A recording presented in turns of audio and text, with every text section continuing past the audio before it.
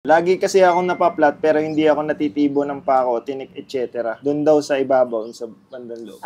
Madalas yan. Kung manipis na rin ang carcass or ang pinakang parang tela ng gulong mo, pwede yan makadagdag. Nasa interior din minsan kasi meron ako naging problemang ganyan. Pero ang butas, laging ilalim. Okay naman ang rim tape ko, okay naman lahat. So, napag-alaman ko na yung palang gamit kong interior is parang old stock, ganon. Ang kailangan ko na palang gawin, palitan interior. Siguro nakalimang vulcanize pa ako doon. Iba-ibang lugar ng butas. Yung pala, kailangan ko na talaga magpalit ng interior. So, yun. Try mo magpalit ng interior, double check mo kung wala ba talaga nakatusok. Tapos, kung nabubutas pa rin siya, tas ganun pa rin ang problema, palit ka na rin siguro ng gulong.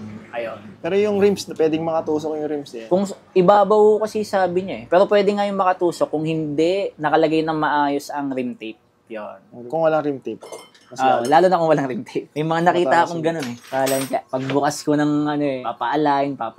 pagbukas ko ng walang rim tape.